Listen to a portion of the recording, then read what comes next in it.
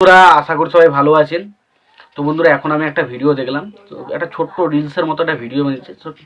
ভিডিওটা বানিয়েছে KRK বলে একজন ক্রিটিক্স রয়েছে। আমরা জানি অনেক বড় ক্রাইমের ক্রিটিক্স ছিল, কিন্তু এখন তাকে আর কেউ পাত্তা দেয় না।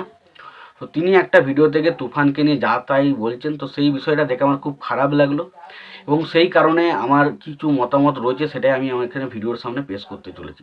তো আশা করব ভিডিওটা খুবই ইন্টারেস্টিং হবে। ভিডিওটাকে শেষ পর্যন্ত দেখবেন। আর চ্যানেলটা নতুন হয়ে থাকলে অবশ্যই চ্যানেলটি সাবস্ক্রাইব করে পাশে বেল আইকনটা অবশ্যই প্রেস করে দেবেন। আমার সব থেকে প্রথম যেটা আমার মতামত, আমার যেটা খারাপ লাগে সেটা হচ্ছে তিনি এরমভাবে ডাইরেক্ট বলছেন প্রথমে ভিডিওতে যে শাকিব খানের যে তুফান ছবিটা সেটা বাংলাদেশে দারুণ সফল হয়েছে, বিরাট সাকসেসফুল হয়েছে, এবং তারপর তারা ভাবছে এই ছবিটাকে ইন্ডিয়াতে রিলিজ করবে। এবং সে তখন তারপর একটা কথা বলছে যে এই ছবির যে প্রডিউসার, অর্থাৎ এই ছবিটা যে আমাদের ইন্ডিয়াতে যে প্রডিউস করছে তার কতটা কনফিডেন্ট যে একটা বাংলাদেশের ছবি আমাদের ইন্ডিয়াতে রিলিজ করছে। এখানে ইন্ডিয়াতে বলিউডের ছবি মানুষ দেখতে চায় না, সেখানে কী করে মানুষ বাংলাদেশের ছবি তুফানটাকে দেখবে। এবং তার পাশাপাশি আরেকটা জায়গায় তিনি মেনশন করেছেন যে তুফান ছবিটা এলে তাহলে কি মানুষ কি এখানে দোকানপাতি সব কিছু ছেড়ে দিয়ে কি তুফান ছবি দেখতে ছুটবে। তো আপনাদের বলে রাখি ভাই, জিনিসগুলো এতটা মানে বাজেভাবে বলছে যে জিনিসটা আমার প্রচণ্ড খারাপ লেগেছে। কারণ সবথেকে বেশি খারাপ লেগেছে বাংলাদেশ বলে একটা বাংলাদেশ, পশ্চিমবঙ্গ, এটা বাংলা ইন্ডাস্ট্রি, একটা ছোটো ইন্ডাস্ট্রি, তা বলে এত ছোট করতে হবে, যেটা আমার সবথেকে বেশি খারাপ লাগে। কারণ একটা ছোট ইন্ডাস্ট্রি, তার কি কোনো শখ থাকে না? তার কি কোনো স্বপ্ন থাকতে পারে না? তার কি কোনো কিছু ভালো লাগা থাকতে পারে না? কোনো ছবিকে তারা প্যান ইন্ডিয়ায় রিলিজ করতে পারে না? না তাদের ছবির মধ্যে কনসেপ্ট যদি অতই ভাবেন, তাহলে একটা পরিষ্কার কথা বলি, আপনারা যে রকিং স্টার ইয়াসকে এত নিয়ে নাচানাচি করছেন KGF চ্যাপ্টার 2 এর পর, তো রকিং স্টার ইয়াসের যে কানাডা ইন্ডাস্ট্রি, সেটা কত বড় ইন্ডাস্ট্রি ছিল। আগে হয়তো আমাদের বাংলার থেকে একটু বড় ছিল, বাট সেই লেভেলের কিন্তু তারা কোনো ছবি বানাতো না, এবং সেই ছবিগুলো কিন্তু বিশাল কিছু ছবি কিন্তু তাদের ছিল না। বাট তারা কিন্তু KGF-এর পর থেকে গ্রো করছে, এবং KGF-এ যখন রকিং স্টার ইয়াসের ছবিটা এসেছিলো তখন আমাদের বলিউডের ছবি এসেছিলো শাহরুখ খানের জিরো, এবং অনেকেই কিন্তু বলেছিল জিরোর পাশে কিন্তু KGF, এই যে ছবিটা, এই ছবিটা টিকতে পারবে না। কিন্তু সেইটা ছবিটা এসে কিন্তু বক্স অফিসে সফল হয়েছিল তো। তারপর থেকে আমরা কানাডা ইন্ডাস্ট্রি বলে একটা ইন্ডাস্ট্রি আছে, যেখানে রকিং স্টার ইয়াসের মতো রয়েছে। তার পরবর্তী সময় আমরা কাচ্চা সুদীপের বিক্রান্ত রোনা ছবিটাকে আসতে দেখি, কান্তরা ছবিটা আসতে দেখি, ট্রিপল চার্লি 7, এবং আরও অনেক ছবি কিন্তু আমরা কানাডা ইন্ডাস্ট্রি থেকে ইন্ডিয়াতে আসতে দেখি, এবং সেই ছবিগুলো বক্স অফিসে সফল হয়। তো একটা জিনিস বোঝা যাচ্ছে যে ভাই, আমরা যে ঋষভ শেট্টির কান্তরা ছবিটা এত সাকসেসফুল করেছি, আমরা ঋষভ শেট্টিকে কজন চিনি, বা ঋষভ শেট্টির নাম শুনে কজন ছবি দেখতে যেতাম? আমরা শুধুমাত্র কনসেপ্টটা দেখেছিলাম, কনসেপ্টটা আমাদেরকে দারুণ পছন্দ হয়েছিল। তো একটা জিনিস বারবার করে আমি বোঝাতে চাইছি যে এখন এই মুহূর্তে ভাই Bollywood industry, south industry, Bangla industry বলে কোনো ইন্ডাস্ট্রি হয় না এখন। সব থেকে আর একটা বড় কথা হচ্ছে, এখন কোনো হিরোর নাম অনুসারে কোনো ছবি কিন্তু বক্স অফিসে সেইভাবে চলে না। হয়তো হিরোর নাম অনুসারে একদিন বা দুদিন বা 3 দিন চলতে পারে, কিন্তু লং টাইমে বা লং রানে ছবিটাকে ভালো কালেকশন করতে গেলে সেই ছবিটাকে কন্টেন্ট ওয়াইজ খুব ভালো হতে হবে। তো আপনি কি করে বলছেন যে বাংলাদেশের ছবিটার কন্টেন্ট ভালো হবে না? আগে থেকে কি করে বলছেন? ছবিটা আসুন, দেখুন, যদি খারাপ লাগে বলবেন, অসুবিধা নেই। খারাপ লাগুন, ভালো লাগলেও খারাপ বলবেন, অসুবিধা নেই। কিন্তু এইভাবে একটা ছোট করা একটা ইন্ডাস্ট্রিকে, একটা বাংলাদেশের কাজ বলে, ছবিটা বাংলাদেশের কাজ বলে ইন্ডিয়াতে রিলিজ করা যাবে না। এই জিনিসগুলো একটা মানসিকতাটা নিচু, কতটা নিচু মানসিকতার মানুষ যে পরিচয় আপনি দিচ্ছেন সেটা বলার আর আক্ষেপ রাখে না। এতটা নিচু মানসিকতার মানুষ কী করে আপনারা হন? একটা মানুষ কাজ বানিয়েছে, সে কাজটা সে চাইছে তার বাংলাদেশে যখন সফল হচ্ছে, আশা করি পার্শ্ববর্তী যে দেশগুলো রয়েছে সেগুলোতে রিলিজ করে দেখি কেমন কি হয়, কেমন কি সেটা ট্রাই করতে পারে না, তার কোনো আক্ষেপ নেই। কেন ইন্ডিয়াতে রিলিজ করলে ছবিটা চলবে না, এর কোনো গ্যারেন্টি কি আপনি দিতে পারবেন? আর আমি ধরলাম চলবেই না, চললেও না, কি আছে, কি হয়েছে তাতে? তাহলে কি মানুষ ট্রাই করা বন্ধ করে দেবে? আজ একটা ছবির কথা বলছি, ছবিটা বেশ ভালো একটা ছবি, ছবিটার নাম হচ্ছে দশরা।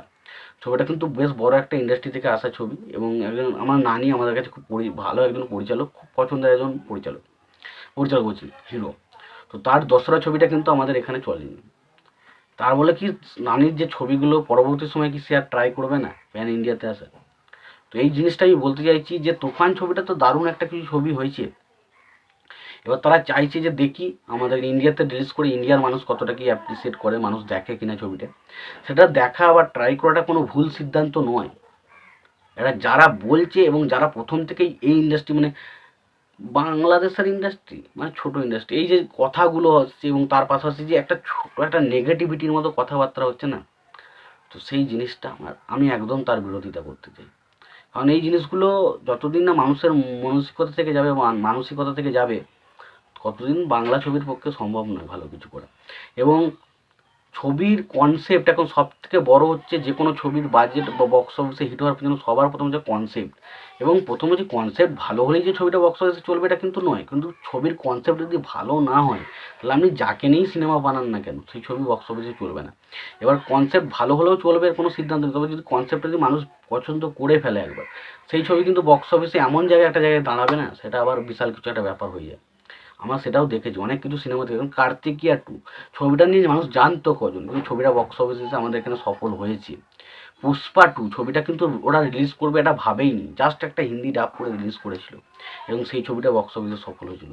তো বোঝা যায় যে ছবির কনসেপ্ট কিন্তু একটা বিরাট বড় গুরুত্বপূর্ণ ফ্যাক্টর রয়েছে। কার্তিকিয়া 2 নিখিল সিদ্ধার্থকে কজন মানুষ চেনে, এখনও মানুষ হয়তো ঠিক করে চেনে না, কিন্তু বইটা ছবিটা বক্স অফিসে সফল হয়েছে।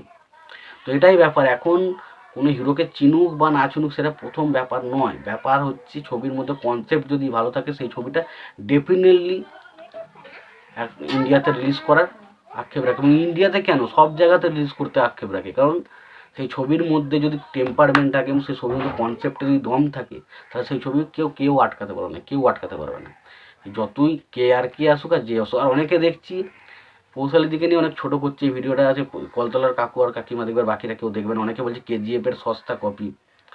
ভাই আগে ছবিটা দেখো, তারপরে বলবে কেজিএফ এর সস্তা কপি কিনা। কারণ এই ছবির যে পরিচালক রায়ান রাফি, তার উপর আমার দৃঢ় বিশ্বাস রয়েছে যে ছবি যথেষ্ট ভালো হবে এবং সেটা কেজিএফ এর থেকে কোনো অংশে কপি হবে না, একদম শিওর। কেজিএফ এর কোনো কিছুই আমরা এখানে দেখতে পাবো না, কারণ রায়ান রাফির উপর সেই বিশ্বাসটা আমার আছে।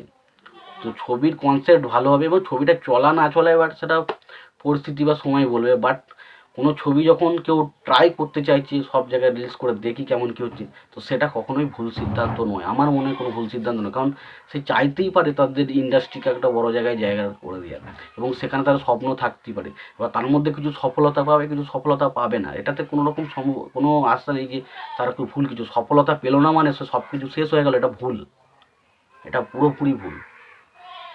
আমি এটাই বলতে চাইছি যে যারাই ছোটোটা করতো যে বাংলা ইন্ডাস্ট্রি, বাংলা ছবি, এই ছবিগুলো মানে নিম্নমানের ছবি হয়, এই জিনিসগুলো থেকে বিরত থাকুন।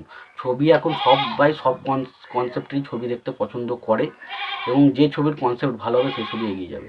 তো আগে থেকে উল্টোপাল্টা নেগেটিভিটিগুলো বন্ধ করুন। আর যদি পছন্দ না হয় সিনেমাটা অবশ্যই দেখতে যাবেন না, কিন্তু নেগেটিভিটিগুলো করবেন না। কারণ যদি কনসেপ্টটা ভালো হয়, যদি জনগণ এই ছবিটা পছন্দ করে, তো ছবি এমনিই বক্স অফিসে হিট হবে। আর যদি কনসেপ্ট খারাপ হয় বা পছন্দ না হয়, তাহলে এই ছবি এমনিই চলবে না, তার জন্য সেটা নিয়ে কোনো রকম বলার মতো কিছু নেই। তো এই ছিল মোটামুটি আমার এই বিষয়ে বক্তব্য। তোমাদের কি মতামত রয়েছে অবশ্যই জানিও। ভিডিওটি পছন্দ হলে লাইক কমেন্ট শেয়ার করে দিও। চ্যানেলটা নতুন থাকলে অবশ্যই চ্যানেলটা সাবস্ক্রাইব করে দিও, পাশে বেল আইকনটা অবশ্যই প্রেস করে দিও। ভালো থেকো, সুস্থ থেকো, দেখা হচ্ছে পরে।